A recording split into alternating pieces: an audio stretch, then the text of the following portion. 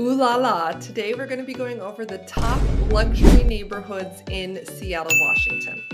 So my name is Emily Cressey. I'm a real estate agent and I grew up in Seattle going to one of the most prestigious private schools ever. We had a building named after Paul Allen and Bill Gates, the founders of Microsoft. We had people whose last names you would recognize because they were on stores and businesses all across town and they were in the national news.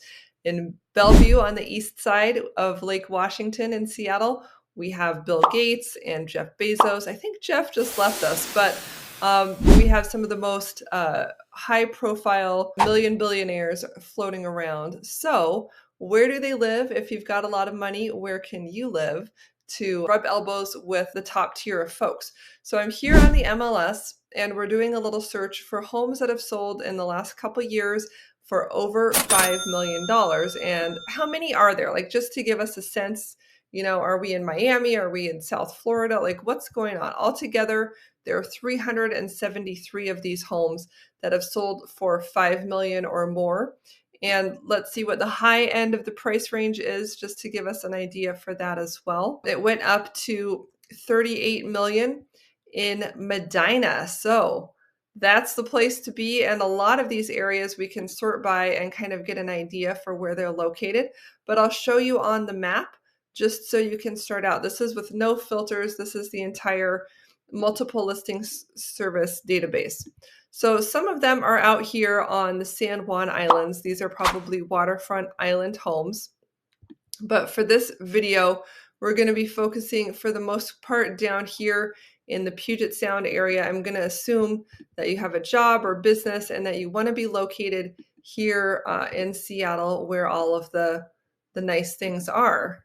So here we are, Seattle. Downtown Seattle is where the Space Needle is, all the skyscrapers. This is the main employment center. And you can see our best properties tend to be along the water. We're in Magnolia and Queen Anne here in these neighborhoods. We're over here on the shores of Lake Washington. Over here, Gary Larson actually lives over here, the Far Side cartoonist, or he did when my grandparents were in that area. And I also want to point out Bainbridge Island. So this is an island that has ferry access. If you can see these little blue dotted lines here, this is where the ferry boat comes, just like on Grey's Anatomy, back and forth between Bainbridge Island. It's about a 30-minute trip. And so you can drive on, drive off, and enjoy waterfront living on Bainbridge Island. But as you can clearly see, the high-end place to be is over here on the Lake Washington shores of Bellevue. And this area where you can hardly see anything is Medina. That's where Bill Gates lived. That's where that $38 million property was. And we've got a couple of neighborhoods within here. So Clyde Hill is, as its name would suggest, a hill. So you get up there on the hill and you can see out over Lake Washington. And then we have Yarrow Point, Hunts Point, and Medina, which are kind of the big prestigious neighborhoods. There are a few nice ones over here by Bridle Trails Park. That's a park that actually has horses. You could go horseback riding. And then up here, again, following the water line. And, there are a couple of big ones scattered elsewhere along Lake Sammamish and then further on Lake Washington. This is Mercer Island. Mercer Island is an A+ address as well. Really convenient. They've got the highway going right through the island. You can go to Bellevue and Seattle very easily from this location. And you can also go out here skiing. So these are the places that have the best homes, the best high-end homes. And let's verify it down even more. This is $5 million and up.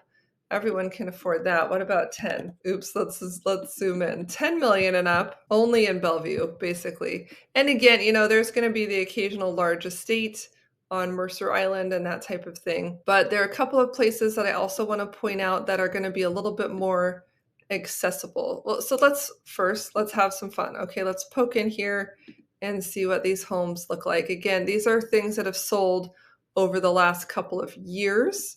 So they're not currently available, but just since I know you want a little eye candy, let's see what we get. Ooh, I like this one. So this is a huge mansion overlooking Lake Washington. They have lakefront and they have their own dock for their boat.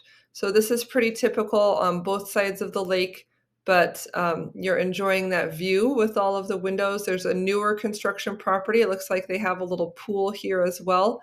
And then you can tool around in your boat. You could see there are neighbors who have a similar setup, but the house is just not a $13 million house.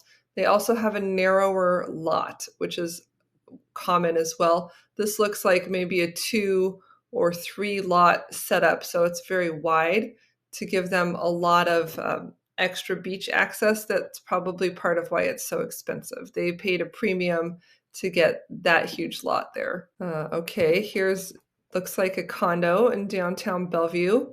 So this is different, probably a penthouse. Views of Mount Rainier. The other one was a view of Lake Washington, views of the city, a very large interior for your condo, and I'm sure in a luxury building with a lot of nice public amenities as well. Beautiful home. Only one picture.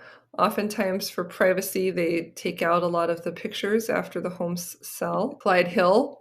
So you can get an idea of the view. This is Lake Washington. You're up in Clyde Hill. It's not an amazing view, but it is a view. And what I saw the last time I was in Clyde Hill is a lot of older homes there getting knocked down to build these nicer $5 million plus homes. And so I guess it's somewhat affordable to do that there. You can get a bigger lot. You're not going to have waterfront property. For some people, they don't like waterfront property. You get people in boats coming by looking at your house. I know because I'm one of the people in the boats. You have a water and a shoreline to deal with. And if you're not a big boater, that's not necessarily a plus. It can be a little bit cooler there on the water as well. Whereas here, for a more affordable price, presumably you have a bigger lot and you can enjoy views. You have a little more flexibility with what you can build. But look over here. See this house in the back? Smaller, older house. They bought 2 or 3 lots and they just said, we'll build our own. But this guy said, I'm not selling. I enjoy my view. So that's 10 million on Clyde Hill.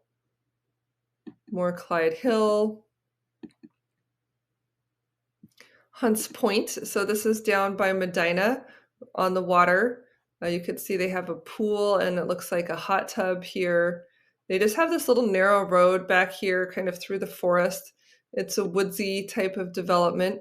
You have a fair amount of privacy if you set up your lot correctly, and then you're right on the water. Again, that's Lake Washington. That's about all we're getting is these exterior pictures. 12 million on Hunts Point. More Hunts Point stuff. Okay, here's Issaquah. And that's the only picture you get. Maybe this is Lake Sammamish. Issaquah we didn't talk about. It's over to the east on I-90. It's probably one of these homes here on Lake Sammamish. So let's zoom out. So basically, if you want to be in a luxury neighborhood, Bellevue is going to be a good place to be looking. Mercer Island, Kirkland, and over here in Seattle as well, kind of the Laurel Hurst area, Windermere, over by the University of Washington. Okay, so anytime you're on the water, that's great. A couple of other developments to be aware of are right here by the Arboretum. We have Broadmoor, which is a gated community. And so again, Broadmoor is right here. I'll zoom in. And so this is a gated community. There's a golf course. There's a homeowners association. It's adjacent to the Arboretum, which is a huge park owned by the University of Washington. The park has Lake Washington access. And so you can kind of see the homes are right here. In the golf course, and we can just click on a couple and see what they're like. So, 4 million, it's got almost 5,000 square feet. Get an overhead view of the neighborhood. It's an older home here, but it's been nicely updated. On the golf course, huge, amazing kitchen. So these are kind of, I don't want to say simple. These are some of the most expensive homes in Broadmoor. But they tend to be older and very nice, smaller lots, golf course, kind of a very traditional style. I've seen people who sell their house in Broadmoor and buy a different house in Broadmoor. They really like the neighborhood. the guy that I knew who went here, his dad was like a heart surgeon, you know, so it's kind of everyday millionaire types of homes. Do you like that? Okay, let's see what else. Oh, and then if you do move into Broadmoor, there is this fee that you have to pay to the HOA when you move in. It's kind of one of the ways that they keep things funded. You can join the golf course.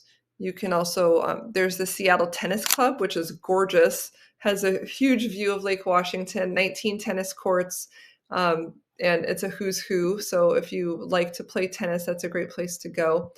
Another gated community that I just wanted to show you is called Highlands.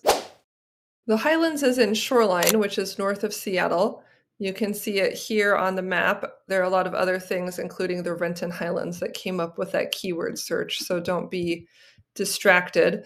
But the Highlands is very nice. They do have fairly high homeowners associations, but they're on saltwater. So they're on Puget Sound, whereas a lot of the property that we've been looking at is at Lake Washington. So Lake Washington is fairly cold. It is freshwater. Depending on your boating situation, your fishing situation, you may prefer one or the other. Also, because we're looking west, we're going to get some beautiful sunsets here. But the Highlands is fairly woodsy. I went here for prom. My high school, I told you I went to this private high school called Lakeside.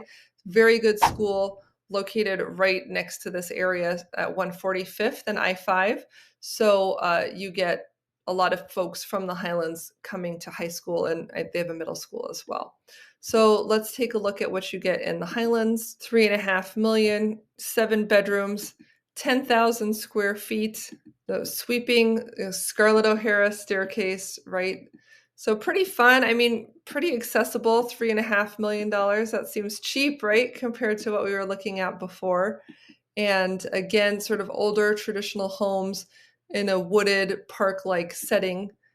Some of the homes are going to be more expensive, especially if they're actually on the sound. But here you get 1.5 acres of land, and 7 bedrooms, 10,000 square feet, and they have HOA dues that are pretty high. So here you can see it's $1,800 a month. So that adds to your cost. Here's a nice one. It looks like they're showing us this home, which is on Puget Sound. Drone shot. You get an idea. I don't know if this is enhanced or not as a photoshopped photo. It's a gorgeous sunset, and you can see it right from your living room window here, which is nice. Nice lawn, beautiful staging, but then like some dated items, right? Like this old brass fireplace thing. Little study taking advantage of the view. One of the bedrooms, smaller windows. This is all about the view and the location for this property. It looks like the house is okay. Pools, I have a love-hate, mostly hate relationship with outdoor pools in Seattle. I find as a cold-blooded person by nature, it's really hard to get into a pool very many days of the summer. It's just not that warm. Like, oh, it's 85, but what's your pool water? Unless you're paying a ton of money to heat the pool's going to be pretty cold. So I have never really swum in a pool outside in Seattle that I enjoyed. You can take me to Arizona and send me into a outdoor heated pool there, and I'll be in good shape. But anyway, this is nice. They've got a little tennis court. Another one in the Highlands. 7 million. Cool reflecting pond out front. Have your gardener take care of that. Your landscaping guys. Very modern. So this looks like a newer construction or else full remodel on this, but open kitchen setup. Probably the downdraft for the stove here. Some people really like these open feeling plans, but I actually read a book by an architect from the Midwest called The Not So Big House, in which she said that, you know, builders love these big, magnificent, like huge open looking floor plans and spaces, but that as people, we tend not to be as comfortable in them. We feel a little bit more cozy in the den with our back to the wall, with a lower ceilinged place. So one thing to think about as you're looking at these homes and, 5,000 square foot home, like where are you actually going to spend your time? If you're just going to be like snuggled up on the couch in the den, do you want a house that's this big will you just keep it clean and use it for entertaining, or will you like fully utilize it? Do you have family? Do you have business events? Like, what is the purpose of the space? And I think that's a really good question to ask, especially as we have more and more things just on our computer, on our phone. Do we want and need all of the space? And if you do, that's awesome. And it's cool to have it. But if you don't, that's okay too. This is an amazing house. It would be fantastic. I could see little candles floating in here at night, having an outdoor party. Look at this gym. It looks like it's just off the kitchen there. I don't know. Outdoor fireplace here. This is the backyard pool. This an amazing space for entertaining. And you will notice that you are in the woods, right? It's a very woodsy, tree-lined, hilly type of development. Okay, so the next area that I want to show you is Edmonds / Woodway. So they're two separate sort of neighborhoods that are really similar. But Edmonds is all about the Edmonds Marina. So we have coastline and views and all of those. The Edmonds Marina is a little shopping area. You park your boats, you go to the beach. The ferry boat comes here. You can see the little dotted line. It's kind of like Cabot Cove and Murder, She Wrote, like very cutesy, small town community. Lots of people live in condos and come out and walk and are in close proximity to the shoreline. So it has a small town, almost European village type of vibe. Across the way, which is very close, again, you're like a mile away here, is Woodway, which is a lot more wooded and private. It's kind of like if Edmonds is the commercial shopping district, it's open and you could see everything. Woodway is wooded, private, but it has some huge, amazing estates. It's just a little bit harder to get the views and things. In Edmonds, they have what they call the bowl. It's kind of like stadium seating where a lot of houses have a good view. And in Woodway, that's harder to come by. But the more expensive, I mean, we've had like $12 million houses here sell before. So this is certainly a place to take a look at. And let's just dive in to the results and you can kind of see the price range and see what that looks like. Okay, so the low end is 3 million probably because that's what I'm filtering for. And then the high end in the last 900 days was 5 million. So it's not like we're having a huge properties sell every day, but there are certainly nice big ones. Let's take a look at some of these. Let's call it Woodway right here. So this is very typical for what we would see, kind of a big house on a big private lot. You're going to have RV parking. You're going to have outbuildings. You're going to have nice finish levels. Good public schools in this area. Edmonds Woodway High School would be the public high school. I actually have another client who went there for high school. He played saxophone. He's working at Boeing. Really nice guy. But you've got a 7-acre lot here. You've got a 6,000 square foot house, and it's selling for about 4 million. And this is a public area, so there's no gate. There's no homeowners association, but there are some very nice homes, kind of estate style property. Just one photo available for this one, 6,000 square feet, 2 acres, custom home built by the builder. Shoreline, so again, just continuing south along the shoreline of Puget Sound, you get into the city of Shoreline, which has some nice homes. We're just going down in cost here. So here's one in Edmonds. Beautiful views through every window here. You could see it's built on a hill a little bit more. Part of that stadium seating idea means that we are on a slope. They've done a great job with their hardscaping to incorporate some beautiful perennials that they've got in flower right now. I mean, just that looks like an amazing, small, easy upkeep yard. I would have liked to see this railing be clear glass to allow the view, but they might be blocking out neighboring rooftops and things like that. There might be a reason that they went with the cloudy glass. Nice tile throughout their obviously custom remodeled kitchen here.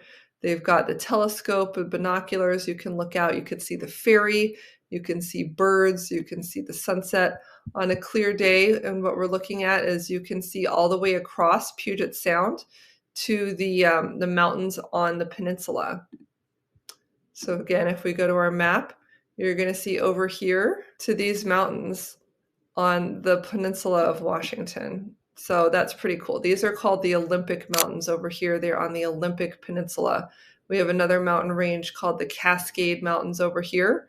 And then in between are all the beautiful homes and islands and things like that. Okay, so this is Edmonds. You're going to get great views. Here's Woodway, another gorgeous lot. They've got the pond. This looks like a little bit of an older house. Only one picture is available. It's a 2-acre lot, 6,000 square feet. This is not a picture of a house, but I'm just pulling it up because it's kind of a picture of downtown Edmonds. So you can see the ferry here. They've got a railroad track, which may be a concern on the Puget Sound side, but there is a train that goes by twice a day in the morning and twice a day in the evening for commuters that you can actually ride. They have a train stop here in Edmonds, so you can take that in to downtown if you want to go to the city. I think it even goes further south onto Tacoma. So if you want to ride the train, you can. It's a commuting option. And then also it makes noise, and they have other runs that go like carrying coal and other things throughout the day and night. So you will hear train whistles. You will occasionally hear the train go by if you're on the beach or if you're at your beachfront house here in Edmonds and Woodway. Okay, so here's essentially a waterfront property in Edmonds, and you can see the train is running through the front yard, but you've got the Puget Sound right there. Beautiful views looking west. You can see a little bit of the mountains. Huge lot for this area, actually. It looks like the lot is what's selling this one. The house is 3,000 square feet. It's a half an acre, but you're on Puget Sound. So, okay, so that gives you an idea for that. Okay, just to the south of Edmonds is a private community called Innis Arden. This is a homeowner association based area, and I'll show you where it is on the map. It's here by the Richland Highlands. Very great commute to Seattle from here, and just south of Woodway, a couple of beach parks here. And then let's just take a look at a couple of these homes. So here in Innis Arden, you are on a hill. You are going to have some great views, and this one is an amazing, I love how it's even coordinated the blue and the yellow inside and outside on this photo. Just ready for an Architectural Digest magazine here. The great deck. They have the clear panels on their railing, which I prefer.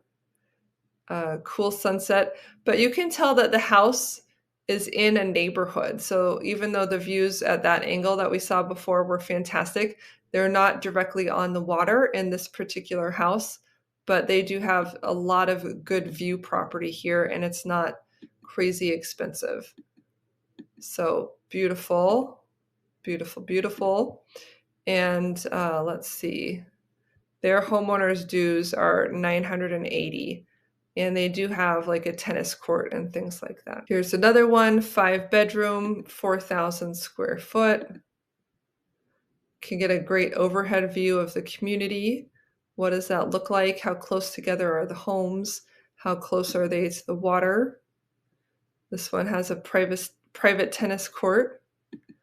So they do have a pool and tennis courts that are part of the HOA community, but you want to be good when you go down there and show off to your friends. You got to practice at home.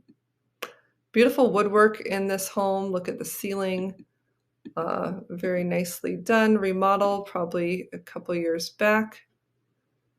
1962 build. This is did we look at this one? It's on the water. Then here's one of the most expensive ones to have sold. Kind of a flat roof Mediterranean style. Not showing us the inside. It's 5,000 square feet, 4 bedrooms. And they say it's stunning, but we'll have to take their word for it. The last one actually looks really great. It has a pool. Show us your view. Show us your location. It looks like they're right on the water here.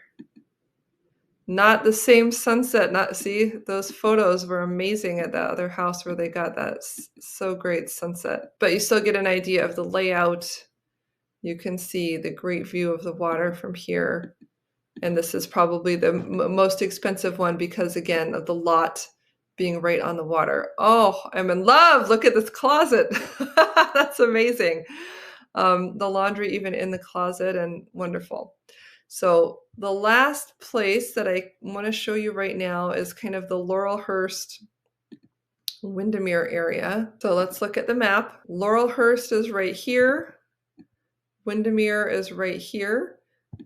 This is a public park right here, more public parks here. So some benefits of this area are its proximity to the University of Washington. My grandparents lived here. They bought it. They built it as baby boom. They were not in the baby boom generation. Their kids were. They were like the war generation. Granddad fought World War II, came home and built his house. So he was a law school professor, and he just went back and forth right there. Windermere had been the home of our previous mayor of Seattle. And like I said before, Gary Larson, the Far Side cartoonist, lived there. So definitely a wide variety of homes, some more modest, like my grandparents was fairly modest, but then as the area became more popular, more money came to this area. So at the Burke-Gilman Trail, which is a flat, formerly a train track, but it's a flat trail you can use for biking and running.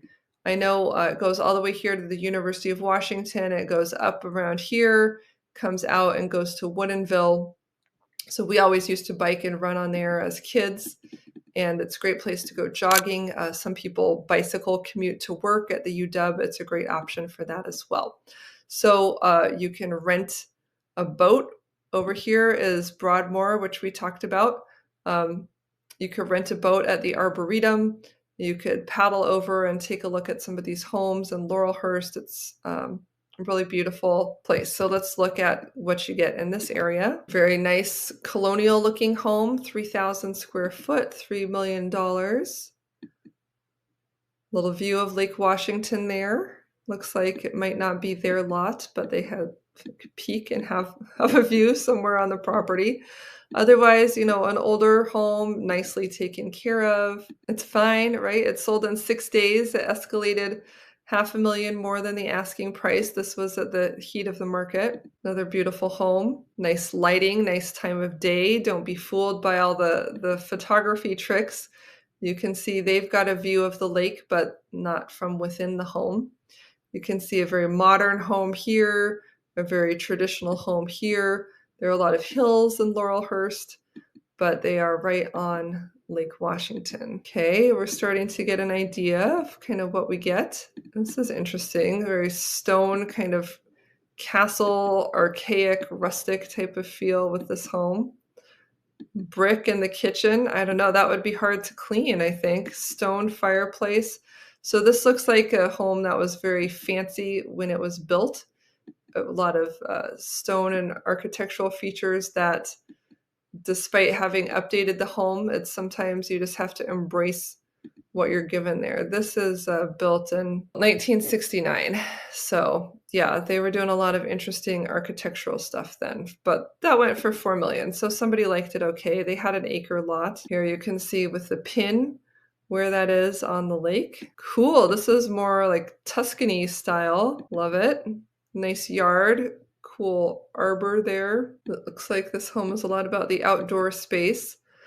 Look at this architecture. Actually, in Seattle, it looks great. And also, they're probably facing east. So this is going to be blocking morning light into the house. So we're east toward the sunrise. Morning light into the house is going to be shaded. This type of style is really popular in the Midwest. In some areas where it gets really hot, you don't have air conditioning. You need to keep your interior cool and shaded. Here in Seattle, it is not that hot. A lot of people have air conditioning now, and I don't like blocking the light entering the home. It's so gray, it's so cloudy much of the year. I want to let as much light into the home as possible. So I actually don't prefer this feature for a luxury home like this. I'd need to see it in the space to know for sure, but that's what I thought of when I saw that. Really great ceilings here, lots of molding all over the place, cool beams. I actually like the interior more than I thought I would. They were featuring the outside so much I was getting nervous. Cool leaded glass. Looks like they have a fancy ceiling vent over their cooktop.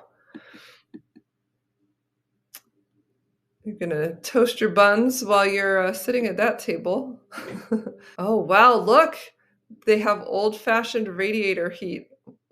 They had these at my high school, and they would always get so hot that the teachers would, like, have this on, making the room 80, and then they would open the window, it would be, like, 30 degrees outside, so, that's really interesting that they still have that type of heat in the home, but a lot of other things have been updated. Nice use of the attic space here. The dropped ceilings. So this is part of their square footage. When we're getting a square footage count, we are looking at the total enclosed heated square feet. But when we have these low ceilings, it's not as desirable a space. It looks like they've built a lot of bedrooms and this kind of cool rec room thing into their upstairs, which is great. It's a great use of the space. But when you're comparing this house to another house of the same square footage that doesn't have these cramped ceiling heights, all else being equal, I'd prefer to have a little more space. My brother-in-law is 6.5 feet tall, and we just wouldn't be able to have him over. Same thing with the basements. I can't tell what the ceiling height is here, but it looks like they do have some low beams where you just might need to watch your head as you're traveling around in some of these spaces. So great. That's Laurel, Hurst, and Innis Arden. Thank you so much for joining me and watching this video here. I really hope that it's given you an idea for what you can get for your money in the luxury and the ultra luxury price ranges in the Seattle area. Bellevue, Kirkland, Medina, all of that kind of along the east shore of Lake Washington is always going to be really primo. Bellevue is doing a better job with their downtown area, keeping it clean, keeping it free of crime, less homelessness. Seattle, on the other hand, is really struggling. They have some proclaimed socialists on the city council. They're really seeing a lot of homelessness, tent cities, graffiti, drug use, people dying on the sidewalk, human waste. Those are the types of things that the city of Seattle is struggling with, and as a result, it has gone from being the premier location to kind of the secondary city, with Bellevue on the ascendancy, as they're kind of trading places a little bit there. So it's interesting to see how that will play out, but I do anticipate Bellevue continuing to be a really strong bet, especially along the water there, and then wonderful locations as well in Seattle, especially if you need to get into Seattle. Looking at Edmonds, Woodway, Shoreline, Innis Arden, Laurel, Hurst, Windermere are going to be some really great options. So thanks so much for joining me. I do have other videos touring some of these neighborhoods more specifically, so feel free to jump into those. And if you have any questions, you can let me know in the comments, or you can click my Calendly link to have a private one-on-one meeting with me. We can talk about what it is that you're looking for and how I can help you find it. Again, thanks so much, and I'll see you on the next video.